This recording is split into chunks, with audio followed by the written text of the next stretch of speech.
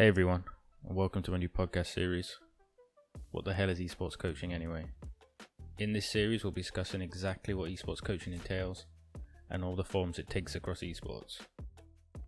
My first guest is Didz, one of the most well-known and successful coaches in the PUBG scene, having coached for notable teams such as SDK, TSM, and now FaZe.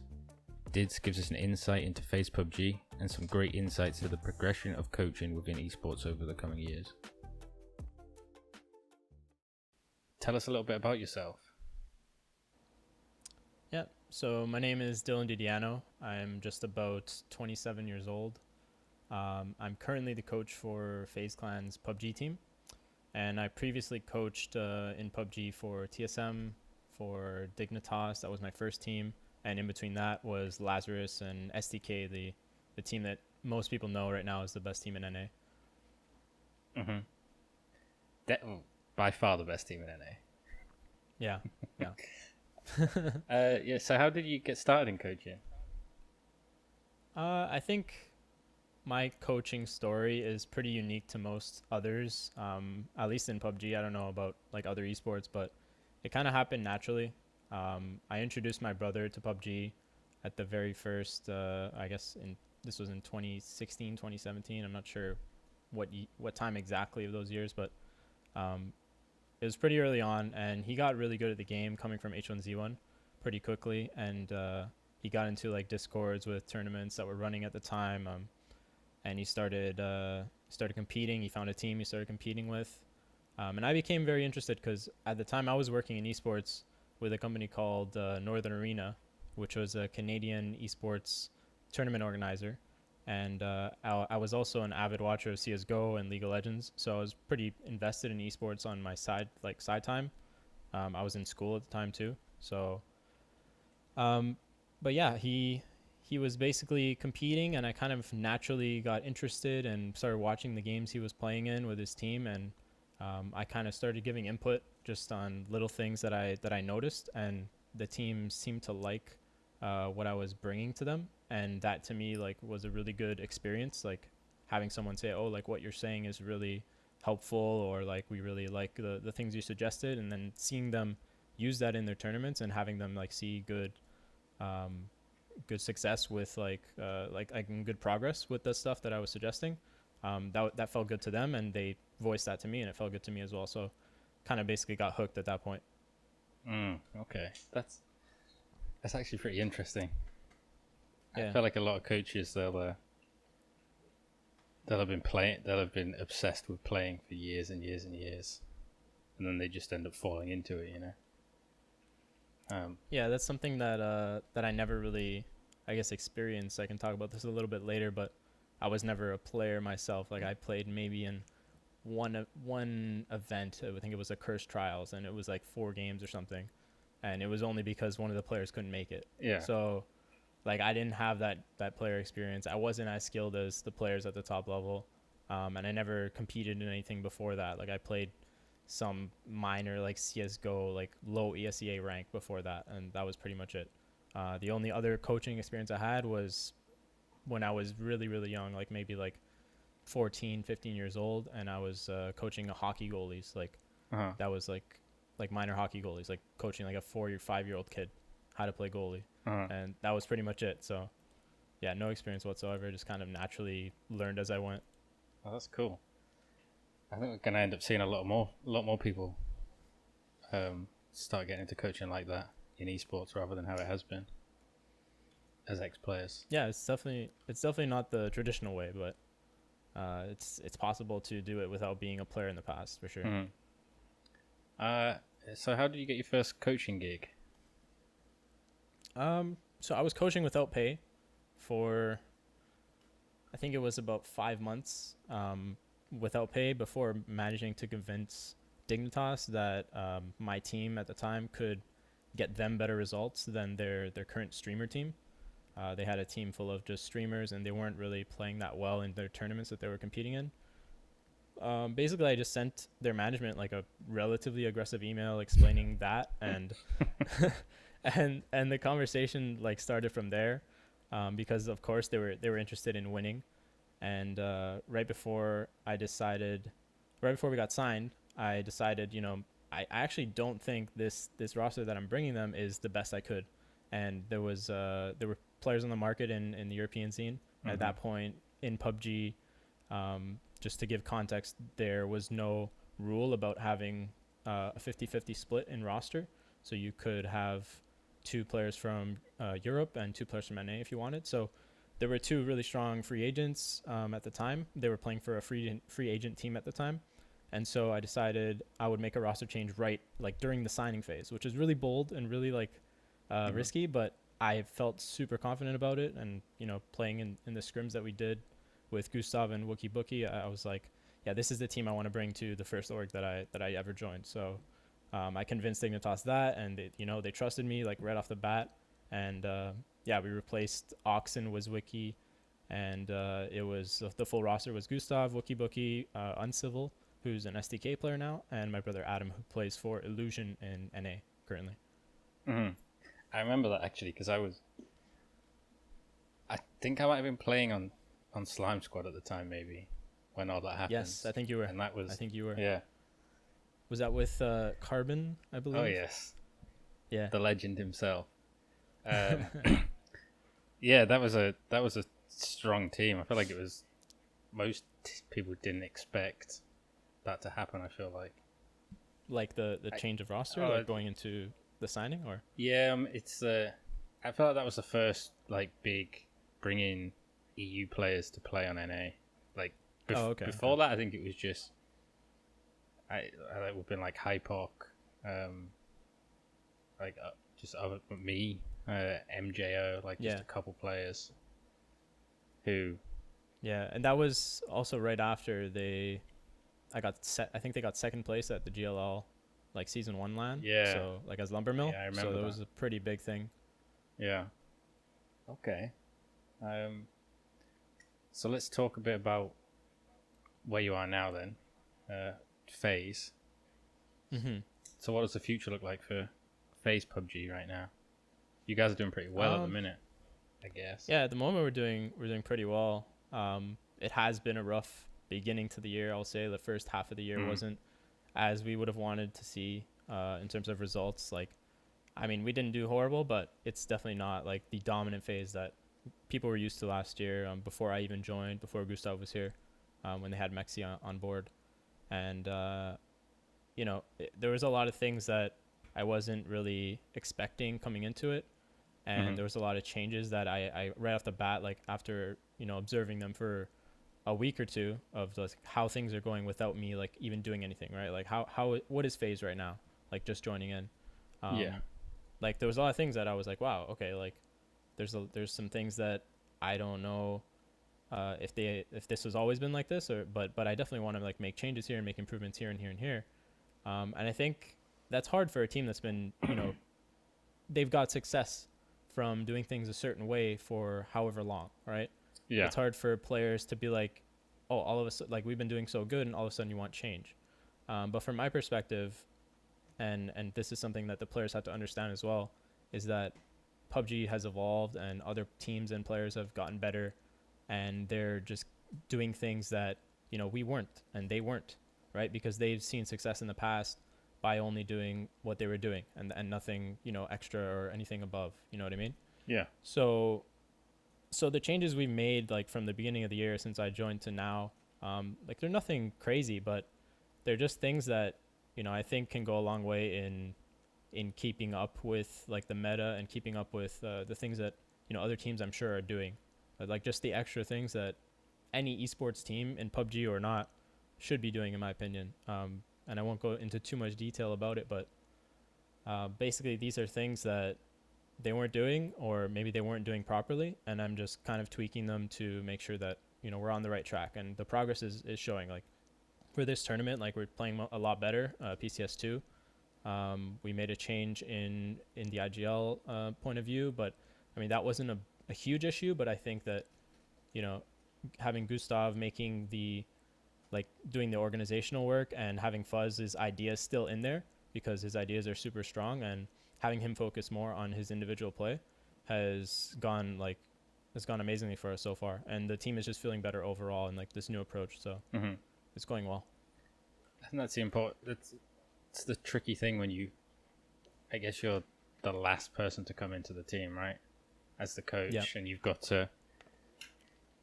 different beliefs than what they've had, and you've got to sell them on. This is the process that I think we should be doing, right? I think some players struggle with that, but once you got them on board, that's when you start seeing a lot of success. Yeah, it's about making sure that everyone's on the same page and people are buying into the process and the approach that the team as a whole wants to make, right? Whatever that may be. Like it could be me even like when I joined, like this is how they want to do things, and I have to say, if that's the way that they want to do things and they're really hard set on it and maybe management is behind them as well, then we go that route. But me coming in and explaining things to management, explaining things to the players on how I see things should be, and having management back that and saying, yeah, I believe this is the way that it should be, so we're gonna, like, everyone should be on board with this and try to make that transition. So that's pretty much what ended up happening, and that's where we're going now. Mm-hmm. I think that's an important point, is having management on board, right? I feel like I've seen a lot where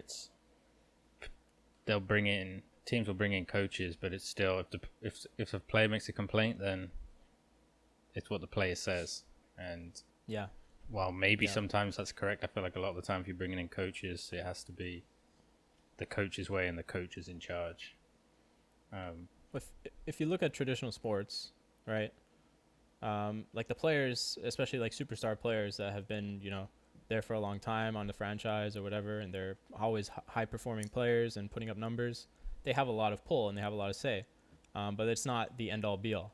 The coaches are there to make the final say, and the management, in my opinion, have trust with the coaches in these traditional sports teams, and it should be the same way in esports. Like the coach is more on the management side, I believe, than the team side, and the player side. But when it comes to like having that border in between, obviously the coach should be like that mediator in between the two, right? Because you want your team's best interest and you want the organization's best interest as well. Mm-hmm. So yeah, it's not something that we see most often in esports right now, but it's definitely, like, in my opinion, it's the way that it should be. And management should be involved, because the more that they know and the more they're informed, the better decisions they can make and the more they can enforce things, and their team's just going to be having better results because they have more impact and they're more informed on like things that are happening like on the team level, rather than just like, oh yeah, just go do what you do, and we don't really know anything about it, just like you guys are the best players, you have the best stats, like whatever. But when you have that kind of communication between the team level and the management level, you can do a lot more, in my opinion. Yeah, you definitely see that a lot, where management will suddenly turn around and they're like, why did you bad in this tournament? Or it's literally, you did bad in this tournament, you're cut. Without any interest in what happened, which is a real shame, because a lot of these teams could bring in a sports psychologist, or bring in an analyst if you've already got a coach, or even just bring in a coach. Any sort of outside help. Yeah, exactly. And literally just takes a little bit of care, a little bit of time, just to find out what the problems are and try and help with that. Because you potentially got a team that's a championship team, but you're just letting them destroy themselves. Yeah, it's true. Yeah. The potential is there, like on paper, from management's point of view. Like, you're signing a team for a reason, and you want, like, ideally you should want the best for the team by putting in and giving them the adequate, I guess, the adequate amount of interest, and you want to be there for them. Like, you want to know what's going on, help them on the team level, and instead of just like kind of like, it's not a, here's the contract, you're a part of us now, and like just go do your thing. Like, you need to check up on what's going on. Otherwise, things may work out, but most often it's not going to be that way. So yeah, it's also the idea that they're then paying these salaries and just throwing their money away without caring, which is crazy to me. Yeah. Okay. So what do you think of the future of PUBG? Like, I guess it's somewhat hard to talk on because everything got switched up this year. Mm-hmm. I feel like everything Yeah. got put on hold. But yeah, how does the future look? I guess it looks a lot better in Europe than it does in America. Yeah, that's definitely the case. I will say, like you said, considering like what happened with COVID and stuff, it's I think they're doing a really good job of adapting, and I think they have done a better job this year than in past years of just like planning, planning for the future, and like Yeah. giving more information out time in advance. That was something that they struggled with in past years, with like players just simply waiting around and organizations like not having the proper communication with PUBG. Yeah. Not the communication that should be there, and they're just kind of like waiting for the events to be announced, and I mean, even when an announcement comes out, there's just like very little info, and it's so subtle of an announcement. There's no details, and they're doing a better job of that now, in my opinion. And I think that COVID almost forced their hand, and especially like in past years, like all the criticism on them, that pretty much like forced their hand for this year to like step it up and make changes and actually listen. Just last week they gave out a form, I think, for player feedback, so they're taking that more into consideration now than ever before, really. Player feedback has always been a big thing, and like players would post things on Twitter and like tag the PUBG esports and the people involved in PUBG, and those things they just be ignored, like at least to like the public's eye, right? Like maybe they're being looked at, and they're just they're making decisions internally, but it doesn't seem like it's even being looked at from the public's point of view and from the players' point of view, because they're not communicating about it. So I think there's things that obviously they've made mistakes in the past, and they've got a long way to go, but it's better late than never that they're doing it now. So yeah, that's where I'm with that. I mean, that's good to hear, because I know when Tempo backed out of PUBG at the end of the year, I was pretty much told like the communication was so bad we could never work with PUBG Corp again, and that's such a sad thing. It's good to hear they're doing it now, which hopefully it keeps all the orgs that are invested in EU still in it. But that's that was a big reason why sorry to interrupt, but a lot of teams backed out. A lot of orgs backed out in the early days, like for instance Cloud9, right? Yeah. Like Dignitas. I lost my job or my org because the communication just wasn't there. Yeah. And these are players and people's like lives, right? Like all of a sudden, like you're committing so much time, and you're like everything's there, and then all of a sudden you just have no more salary, you have no more paycheck, and you're still committing all this time, and that's not something to be taken lightly. And due to the fact that it's just like literally just lack of communication, and like being able to like just respond by email or whatever it is, right? Like that can be like you can be saving so much hassle and so much stress from all these people that are involved. So I mean, like I said, it's better late than never. It's good to see them doing more of that now and putting that more of a focus, taking into consideration the player's perspective, the org's perspective, while keeping their interests in mind as well, and going from there. But that was always crazy to me, that they put on all of these land leagues, spent millions on it, and then just didn't care. But now they pulled back. I guess they feel more free to be able to do that communication, because there's not as much scrutiny on them. Yeah. But and they're also probably talking a lot more offline because of the situation we have now. So it's a lot easier to keep that communication when you don't have to see the person in a physical space, and like, but yeah, I think, like I said, they're doing a better job now than they ever were. So I just hope they keep that going, and maybe learn more from other games, like other game developers, and how they're handling their esports and what they might be doing to implement like new ideas and ways that we could just like bring this esport back. Because like, just to go further, I really do think, and I still believe this to this day, like PUBG esports has a lot more to bring, especially if and you're educating the audience more about like what it actually takes for these teams at the top level. Like I would say more so the top of NA and then more EU and the other regions.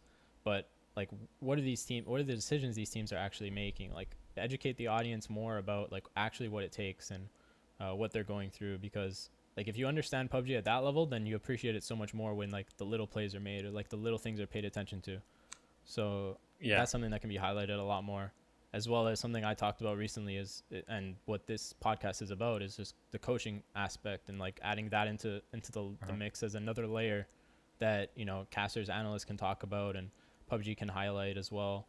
It just, there's a lot more than just what viewers see, at least the average viewer sees right now. Yeah. I'd like to think they're working on things like that when they've had this year. I feel like it's like a bonus year where it was like make or break. It would have been make or break this year with their new format, but now they've had an extra year to figure everything out.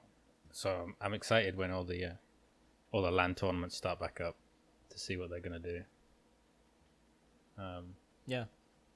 Okay. Yeah, that'll be exciting once we play again on the global stage, and things are more. I guess the competitive integrity kind of comes back into play. Yeah, and I can watch it without worrying about coming last place. It'd be nice. Yeah, no team involvement anymore. Yeah. Okay then. So, what are your goals after PUBG? So it's a tricky one. With this year. Yeah, it is a tricky one.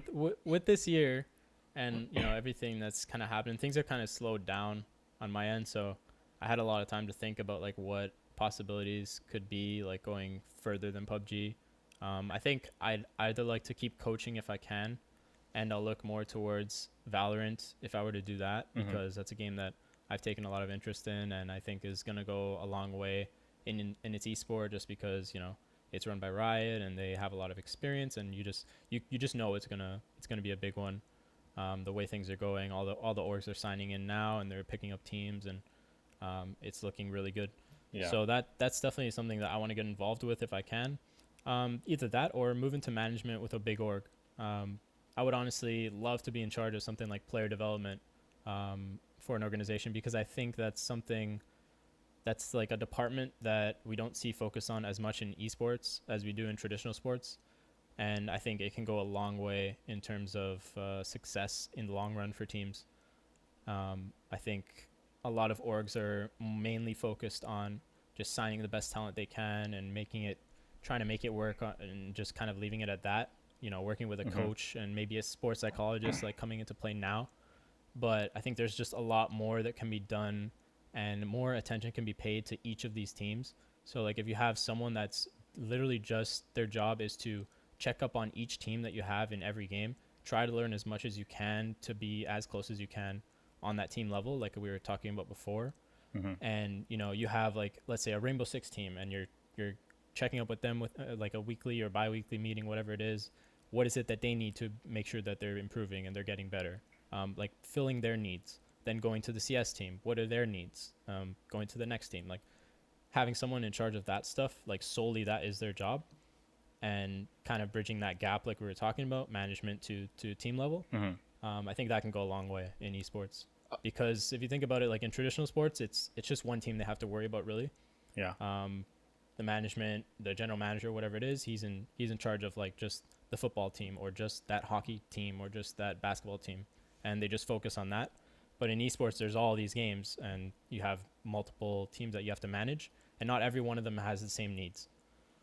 So I think that's important to look at, and I would love to do something like that for sure in the future. That's interesting, because that's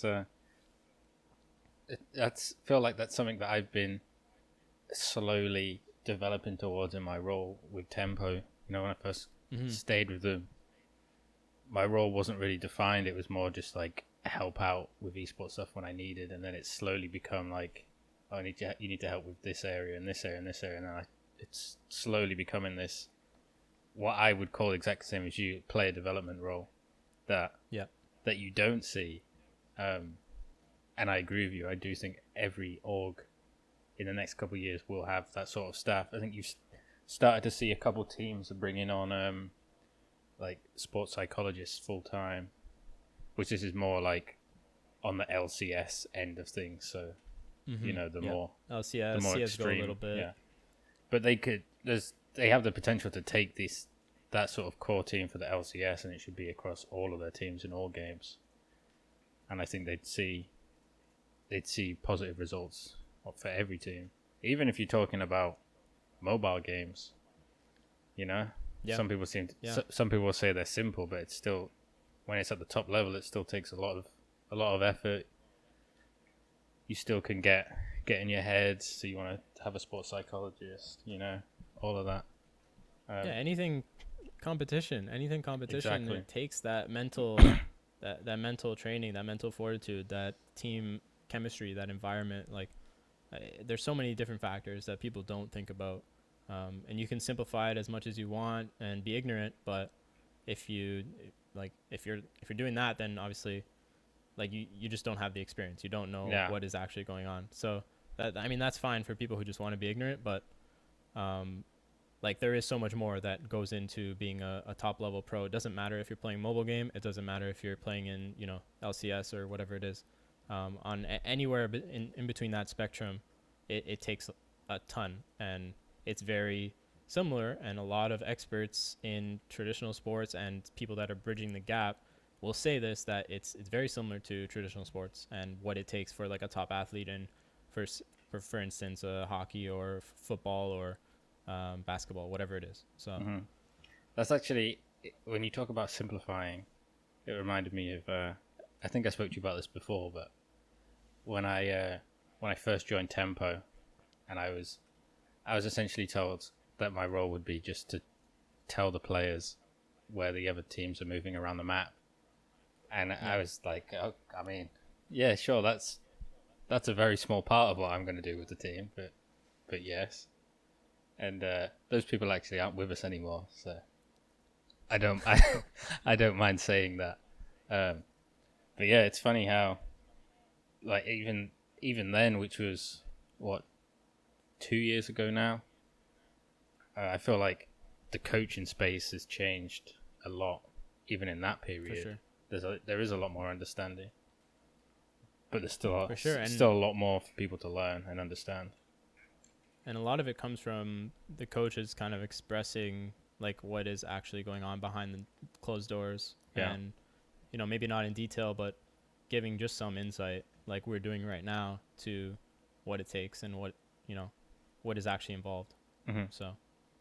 Okay. Yes, let's transition away from PUBG then, and let's talk more about coaching on a whole, which we kind of have already been doing, but we've digressed a lot. Yeah, so have you ever experienced any issues, you know, with players or org staffs that don't understand coaching, which is, I guess, a similar point to what I just brought up?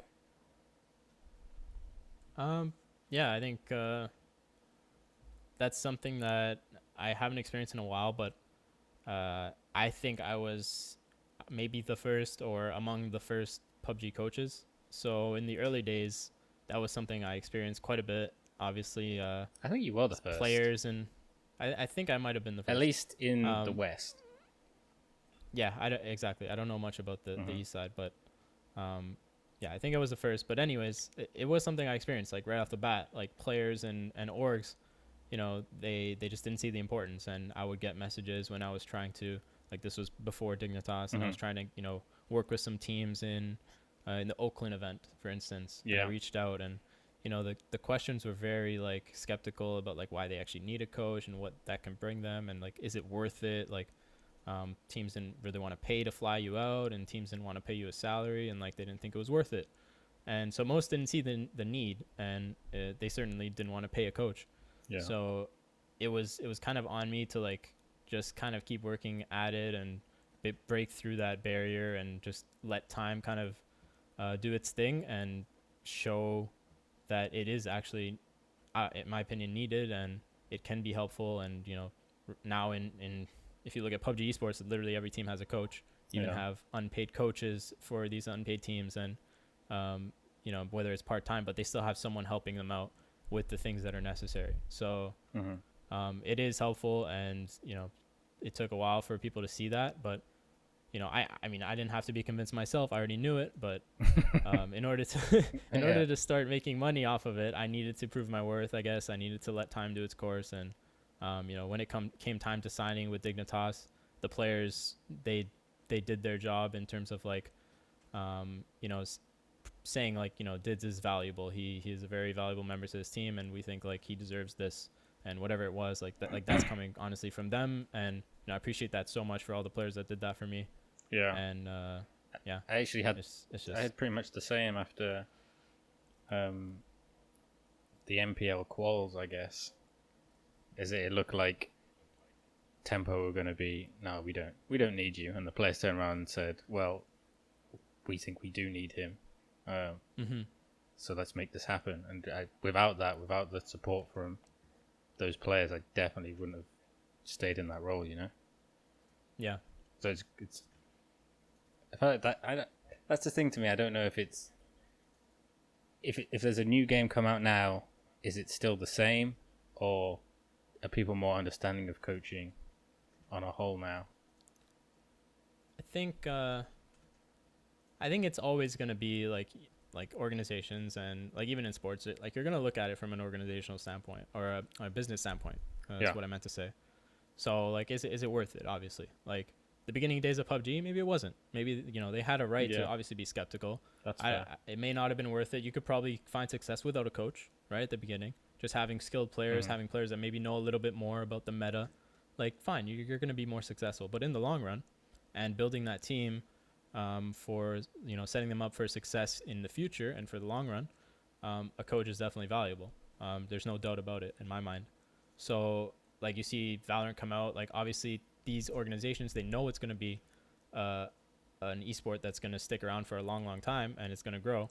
So they're investing in coaches right away, at least like a handful of them, as far as I know. So, but if another game came out and maybe it wasn't as popular, just like right now, maybe they wouldn't invest in coaches right away. But once that need fills and it makes sense from the business side, then they will for sure.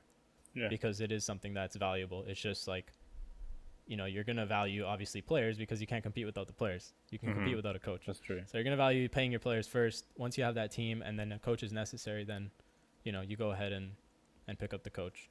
Yeah. That's how it makes sense from a business point of view. And you have to like see that perspective too. So yeah, I think that makes sense. That's a good way of looking at it. So you touched on these coaches that are unpaid, or people that are just getting their foot in the door as a coach. So what advice would you have for someone trying to get their first coaching gig? Or for me, it's hard because like you're always going to give advice based on your own experience. Yeah. So from my own experience, I started with a team that I built, or with a team that, with my brother, and then he found players, and we made roster changes and we worked together on that. So it was kind of like I had a lot of control on the team that I built. So it's hard to be like you're coming in as a coach and you're just like you find a team to coach. For me, it's more like you need to like work your way up and kind of like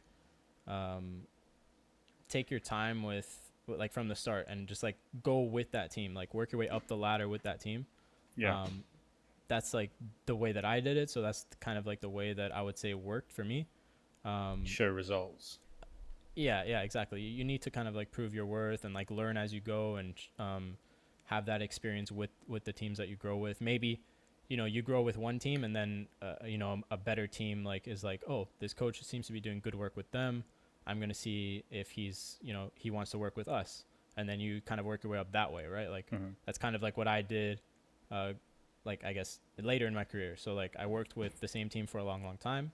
And I proved that, I was a good coach. I had progress with that team. And then, TSM comes out of Europe, and they're like, hey, do you want to come and join our team? Like, we need help on the coaching side. So I joined them, and then, work my way up, go to FaZe the next year. Like, that's just kind of like, that's how you progress. Like, you just need to prove your worth and make sure you're constantly learning, use your knowledge and try to apply it like all the time. I'm constantly trying to, even now to this day, I'm learning every day from my team, from outside resources. I can talk about more of that later. but yeah, just constantly learning and even stepping back sometimes and saying, maybe I might not be right in this case, and I need to identify when that is, and every once in a while learn something that way just by making the mistake or admitting you're wrong. So and that's yeah, important. that's probably the advice I would give. That's the thing a lot of people struggle with. Admitting maybe they are wrong in this case, and that's where people butt heads a lot. I feel like you see that a lot more in esports, because people are so young. Or maybe it's not that people are so young. I guess you get conditioned, if you're learning as a football player, you're conditioned from 6 years old to be working with coaches. And suddenly in esports, you suddenly get good at a game, and then you've got someone saying, you need to say this when you're pushing this area, and they're like, I don't need to say that. Yeah, it's a huge thing. Yeah. It's a huge thing because these kids in traditional sports, they're taught that at a young age, especially when when you're younger, you just take in more information and you're able to learn a lot better, and you're more like it's just easier for them to like learn these things when they're younger. But for esports, like you're 14, 15, 16, somewhere around that age when you're getting into it, and then when you get your first contract, you should be around legal age, and you just never had that experience. You've never worked. Maybe you've never done team sports before. You don't have that past experience. That's a big thing when it comes to like players. Like I will always look at players that have that experience, that team, like they know how to work with a team, especially in team games, right? Like there are individual esports out there, but for team games, you need to know how to work with a team. If you have that experience already and you've done it in the past and you kind of know how the environment is, like that's going to go a long way, and you're going to be able to teach like your teammates about that stuff, and your coach is going to be able to work with you a lot easier. So like that's a big thing that when you're diving into esports as a player, you're just kind of like one day you're just a kid playing a game, and the next day you're a professional. You're expected like to do all these things, right? Like you don't have that build up slowly progressing from like how you would a traditional point of view from traditional sports. If you started when you're a kid and you go through like all the phases and you're taught this is how things are and this is how it should be, this is how it works, you work with different coaches and you get all this experience. So I 100% agree with you on that point. So what did you wish you'd known when you first started out as a coach? I think I wish I'd known how to speak to players in a better way. I think a lot of my early mistakes and like a lot of early issues I had with players was just like I wasn't expressing my perspective the right way. I would kind of go about it really aggressively, and I would be really stubborn with like my point of view because I thought I was so right all the time, and that's what they just needed to see.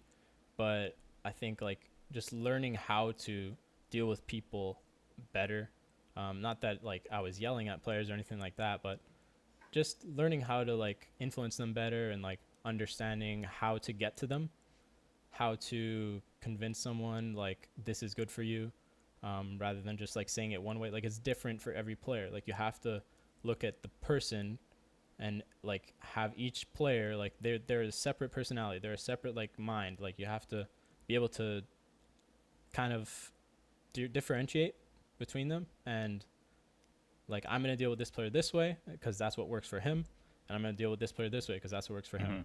So I think learning that skill, and obviously that's something I had to learn because I had no experience before. If I had known that starting out, things would have gone a lot better, a lot quicker. Yeah. But yeah, so that would be it for me. I think that's I feel like I hear that a lot when players will talk to me about their current coaches and they say they don't do anything. I feel, and there's a lot of these guys that definitely they know what they're talking about, but they haven't found their voice. So yeah, they're scared to say you should do this or this, and they'll just sit there and listen a lot and let players argue over nothing. It doesn't go anywhere, you just end up going around in circles. So that's definitely good advice, finding that voice. Yeah, it's something I learned along the way. It's not something that most coaches will just know right off the bat. Like Oh, it's You need difficult. you need to learn that. You need to have that experience, right? Yeah. So, but if let's say I were to go to Valorant like now, like maybe I wouldn't know so much about like Valorant meta and stuff like that, but I would know how to deal with a team. I would know how Yeah. to, you know, speak with players properly, how to problem solve as a team, how to have that conversation and facilitate that well, and not have those kind of issues, right? So like there's a lot that experience from a coaching perspective, like from anything, like you can apply it to whatever you're coaching in. Yeah. It doesn't matter about the game that Which much. I actually think that's that's a very large part of coaching. You know, the understanding the game. You can even you have an analyst on your team that understands that a lot more, and you're just making sense of that and making sure the players understand it. You know. Exactly. Okay, so this is a tricky one. So, what's your biggest failure, and what did you learn from it? That is a tricky one. You're right. Yeah. My biggest failure, I would say, goes back to PGI Burbank. PGI, for those who don't know, was the first global PUBG event. I think it was in Berlin, if I'm not mistaken. The finals, yes, they were in Berlin. The finals, yes. So the finals were in Berlin, and they had big influencers attending, and it was very few teams who were able to qualify. There was very limited spots, and we failed to qualify. I think we definitely could have qualified if my team was just better prepared for some of the games. I think that during that event, I was still a pretty inexperienced coach at that time, and I feel like looking back now, I held back on a lot of things that I could have said that would have been helpful, because I was very scared, and this is something you just mentioned recently. I was very scared about how the players would react to like what I was saying and the message I was trying to convey. Maybe I was like talking too much, or I was like putting too much on them. But as a coach, like you learn that if you don't do it, like if you're not doing the things that you need to in the moment, like you're gonna regret it. You need to be able to get the message across and make sure that your team like understands like what they need to do. You don't have to worry about like if your players are gonna hate you in the moment or not. Like even if your players hate you for that moment, like if it works out in the end, they're gonna like, it's gonna be worth it, right? So it doesn't matter about having my players like not getting on their nerves in the moment or whatever it is. Like I need to make sure I'm doing my job, and that's something I could have done a lot better in that tournament, in my opinion. Looking back, obviously, like it's in the little details, but I remember for sure there were instances where I like held my tongue, and if I didn't, I think that could have went a long way, or I could have like avoided a few things, and we would have done better that tournament. And we were really close to making it, so I do think that was like the determining factor, at least one of them. So. That was also a weird event. It was 20 teams. Yeah, it was a 20-team event, and we had the NV Ghost Mix who qualified as well. It was like a team that shouldn't have been there, and yes, I remember that. Yeah. So it was a weird one, but nonetheless, like I need to do my job, and that's something that I think was my biggest failure, and I learned that I just shouldn't hold my tongue and should say like what I'm thinking when I want to, and whether my team agrees with me or not, at least we're having the conversation about it, and I said it rather than it's just like in my head, and then I have regret later. Yeah, I think that's important. Even just like you say, you have that and you have the conversation, even if they turn around and like, yeah, well, we don't care, like, yeah, you've got to do that, and then exactly, yeah. Shouldn't be afraid to do it. Yeah, which again comes down to finding your voice, which is so key in coaching. Yeah, it's all with experience, and it's gonna take time, but you learn as you go, and every like I said before, even to this day, I'm still learning like things I can improve on, things I can do better, things I can adjust, and it's always constantly learning and applying that. I feel like the day you stop learning as a coach is the day you should stop coaching. Yeah. I agree with that. There's always something new to learn. Okay. So what's the best resources that have helped you along the way? Some of the best resources would be anything sports psychology and coaching. Like I listen to a lot of podcasts on sports psychology and coaching. If you know DDK, Daniel Capadia Yes. from CSGO, he does a lot of podcasts on that stuff. Actually, when I used to play Shoot Mania, which is like a Quake style game, all the players would compare me, saying I look like him. Which I don't think I do now, but when I was young, when I was younger and a little bit more skinny, maybe. Yeah. Sorry to cut you off. But no, it's fine. But yeah, like I was saying, his stuff is really good. I think that there's a lot to learn from his podcast, his content. And then there's like books and stuff that I read as well. One I would recommend is called You Win in the Locker Room First. It's by John Gordon and Mike Smith. They are two American football coaches, and they talk a lot about building the proper team culture, how important that is for winning in the long run, having the management on board and making sure that this culture is not just within your team, but it's like an organization-wide thing where like everyone has this goal and how they want to approach things and the way that they, like the mindset that they're using, and it's all linear across the board. So yeah, that's a really good book if you want to learn more about that.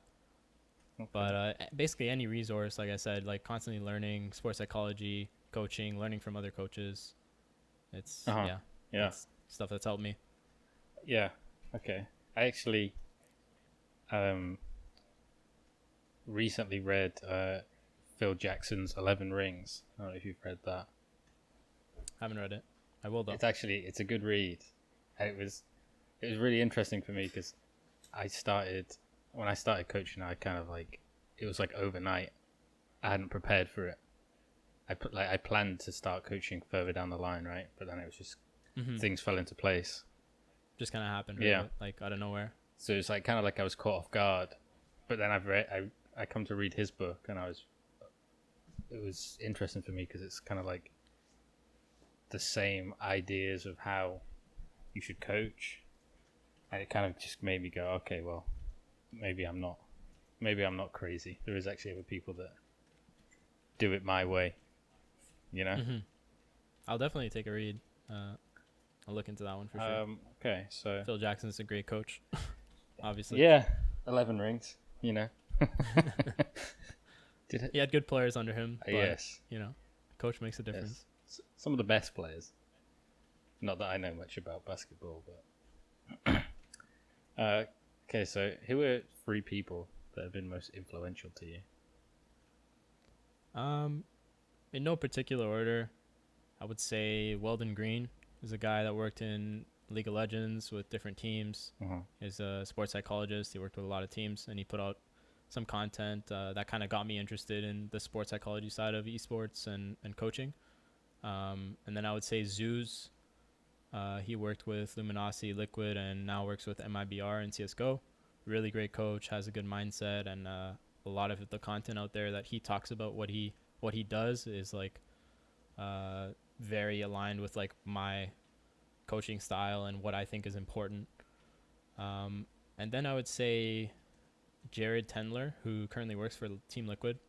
He is an ex-poker player, and he does a lot of work and has some books as well. And he does a lot of work with Team Liquid and works with their teams on sports psychology and stuff. And I think that, you know, his approaches, you know, along with Zeus and the other Weldon Green as well, like they're all like very similar in like their approach and their ideas and how they're bringing, I guess, ideas and strategies from traditional sports and even stuff like poker, which is very, very like mind, like it's very, very big on the brain side, which, you know, obviously gaming is huge on that. So they bring a lot of ideas and strategies from that and bring it into esports. So I think that's something those are 3 people that, you know, influenced me a lot and got me, I guess, like in the door in terms of like opening my knowledge into like more things. And, you know, one thing leads to another. You find someone's name and it's like, oh, they've done a podcast with this guy, and then you learn about him, and that brings you to like this esports psychologist, and you learn from her, and it just goes like crazy, and you're just constantly learning again. This is back to that, just constantly keep on learning. It's an exciting thing to me to see people coming into esports from traditional sports and things like poker. which is definitely very new. So it's be very interesting to see what happens with that in the next couple of years. You know. Yeah, for sure. I think we've even Armin Green, who was a American football player, is the head coach at a university for esports now as well, which is all like, it's all crazy to me. But maybe that's because esports is nowhere near as big in the UK as it is in America. Yeah, I mean, in America, at least I can speak for America the most. I live in Canada, but you know, I guess Big Brother, they would refer to us as the guys in the north. But yeah, there's a lot of investment, and the people in traditional sports, like the big money guys, they know the trajectory of esports. Yeah. So they are investing into it. They are getting involved, and a lot of people are making that transition, even like you're saying, because they know that, you know, this was once where their sport was, or X or Y sport was.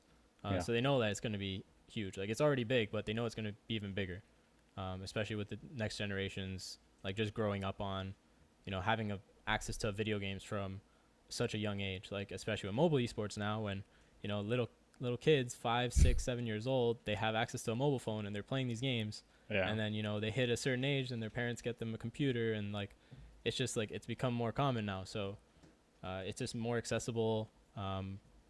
It's probably around, I guess, for like a computer investment, it's around the same as like you would think for, you know, buying equipment for like some of the more expensive sports out there. Yeah. So like they're teaching kids like how to interact with other people. It's teaching kids social skills. Like, there are a lot of good things that come from it. So parents are like getting involved too, and getting their kids involved. So I think that, like, yeah, just down the line, like, they know it's going to be huge. So yeah, they're getting involved. That's a fun thing to see. Parents getting their kids involved. Yeah. Because for me as a child, it was totally different. Go get a job. You can't make money from this. Go outside, get a job. Yeah. And then you make some money, and then they're suddenly like, oh, maybe you can, you know? But so many people never get to make that leap because they don't make the money from it. And now the next generation is going to be crazy. Okay. So, if you could teach a player one thing, what would it be? For me, it would be the ability to have an open mind and look at other perspectives when problem solving. I think a lot of players that I've maybe not dealt with, there's a few of them, but a lot of players that I have, I guess, come to know. Obviously, I don't know the internal things of like certain players on other teams and stuff, but they're very stubborn and set on what they think, and it can be hard for them to listen to others. And that again comes from like not having that experience, like growing up with other, like working with teams in the past and coaches, and like just the kind of becoming a professional like overnight kind of thing. So just like teaching them to have that ability to be open-minded and listen, really listen to what your coaches are saying and what your teammates are saying, so that you're not just like tunneled on your own, like the way you see things, like your own perspective, because you may not always be right, and you may not just be like fully looking at the big picture. So that's the biggest thing for me. Be just have an open mind, and like having the ability to look at the other perspectives when problem solving. So how do you deal with a player that's extremely stubborn? You have a lot of patience. You need that patience.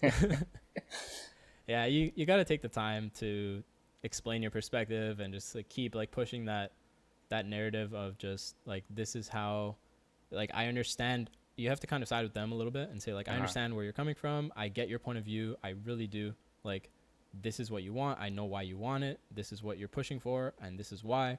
I get you. I'm with you on that. But there is a but. There's the other side of the spectrum where I think this, and this is why I think this, and you know, I'm listening to you, and I think that you should be able to listen to me and think about what I'm saying, or listen to your teammate and think about what he's saying, or whatever. And it should be a compromise. Like, how would you feel if every time you said something, someone just didn't listen to it at all and they just didn't even, think of it at all?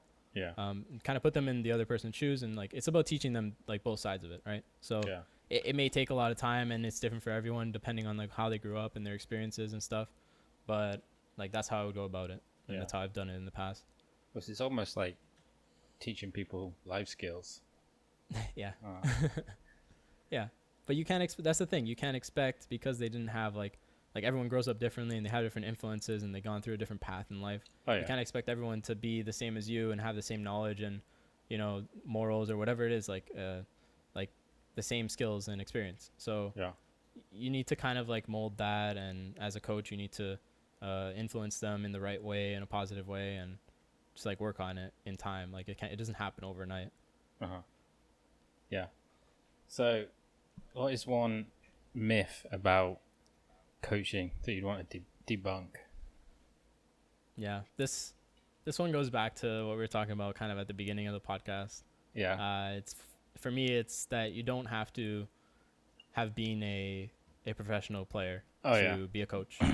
So of course it helps having that player perspective, and experience is obviously a good thing, because you want to be able to put yourself as the coach in the player's shoes in certain situations, and like always think about what they think, and understand it from their perspective. But it's not like I'm proof that it isn't impossible to be a good coach without that, right? Like I had very little experience playing in PUBG competitive. Like I said, I only played maybe 4 games, and like that's like no training, no scrims, no practice or anything like that. I've never been on a team. Like I just played the game on the side, and I coached the team, and I watched, right? Like that was all my knowledge. I just watched the games. And I learned with the players as they started learning from the very beginning. So it isn't impossible to be a good coach without that. That's basically the thing I want to debunk. Yeah. I look at it like, if you were a player, you just have that, like you just have a little bit more respect in the door, when you first come in. But ultimately it still means nothing, because what you could be saying is utter shit, and then you lose that respect, Yeah. And for me, I just like prove myself in my own way. Like I prove myself as a coach. And nowadays, like people who reach out to me, they respect my opinion. It doesn't matter that like nobody even cares that I wasn't a player before. Nobody cares that I never played the game and I'm not even good at the game. Like if someone watches me stream PUBG, they're gonna think like they're not gonna care. They just know that I'm a respected coach. They know that I know what I'm talking about and I know how things should be. I may not be able to do it. I may not have the mechanical skill, especially because I don't practice and play that much. But it doesn't matter. Like you still have, like I earned that, right? Like over the course of time. Yeah. So, like, yeah, it does help. I'm not saying it doesn't, but it is not impossible to achieve that without having that player experience. Yeah. Yeah. I feel like that's I feel like you almost could be like, you're gonna see it in the next couple of years where you're gonna have people that have never played, and it's pretty much going to be predominantly people that have never played are going to be coaching, because they've got that training, they've got the experience they've gone through traditional sports coaching channels and moved into esports. I feel like that's definitely the way it's going to go. Because right now there's a lot of player coaches that are there just because they used to play with the guys that they're coaching, so they're all just all buds. But I would say that the biggest reason for that, well, I guess, look, one of the biggest reasons, because like, yeah, you know the guy, you trust the guy, you're friends with him, whatever it is, you played with him before, but it's that respect, like that respect, that same level. Like I know that he knows what he's talking about because he was a player like before, he played with me, or like he was a player on this other team and they were like at the same level. But whereas like with a coach, if they didn't play the game before, it's hard for like that coach to come into a team. Like let's say I were to go to Valorant and like try to coach like CS players who came from CS, and like they're not gonna respect me as much because I'm a PUBG coach and they don't relate to that, right? But like let's say I were to go coach the guys who just recently got dropped, unfortunately, from 100 Thieves. If I were to go try and coach them, they would respect me as a coach because they have that relation, like they have that respect from PUBG because they came from that. They know like I know what I'm talking about, at least on a certain level of like how to manage a team properly, the way that you approach things. Like I can learn the Valorant part, and they know that, but like it's just like it's all in the mind. Like it's what the players think, right? Like if you understand what I'm saying. Like yeah, no, yeah. do. Okay, so like, if you could step into my shoes, what's one thing I should have asked that I didn't? I would say that I would ask myself how it was coaching my brother and also like having to cut my own brother from a team. Yeah. Because that's like an interesting thing that I think not a lot of people have experienced. No. It was really, really tough for me to try to work with the team and show all the time, like constantly having to think about like not being biased and, you know, almost going out of my way to treat Adam, like go even harder on him because I want the team to know that, you know, I'm not being biased and I'm, you know, I'm trying to do my job and eliminate that kind of that part of the relationship. Obviously he's always going to be my brother, but you know, if he's part of the team that I'm coaching, I need to eliminate that from like, that doesn't matter. I'm just the coach and they're the players and that's it. Right. Like, during working hours, that's how it is. So that was really tough for me. And then having to cut him because, that was what the majority of the team wanted. And we kind of all agreed at the end of the day that was the step that we wanted to take. That was obviously really hard. You're basically firing your own brother, putting him out of a job, at least for, you know, a little bit of time. But it's so hard. I had to deal with, you know, family stress. On top of that, I was living with my grandparent at the time, and my grandfather, and he, you know, when he heard about that, it made him very stressed, and he was like, you know, giving me shit. And you know, my parents as well were really tough on me when that happened. But you know, it's just you got to do some of these things when it's like a hard decision to make, and that's all a part of like coaching, especially at the highest level. Like you need to be able to make that hard decision, kind of like what you were talking about before. Yeah. I don't know if anyone's had to do that other than you. Yeah. I feel like that's very rare. Although there's definitely been brothers play on teams together before, but maybe not one as a coach. Okay. Yeah, it's unique. It's really unique. Yeah. So, where can people see more from you? So people can see more from me. You can follow me on Twitter, Instagram, Twitch, and even TikTok. It's at Coach Didz on all channels. And that must be nice. I'm also on YouTube. I'm also on YouTube. You can just type in my name on YouTube, whether it's Coach Didz or FaZe Didz, and I should come up with the search. But you've been putting in a lot of work on your YouTube as well. So yeah, I've been trying to upload weekly. So it's obviously a lot of time consuming, but I'm trying to put out at least a video a week. So trying to grow on that aspect. Yeah, and it's all it is nice to have coaching related.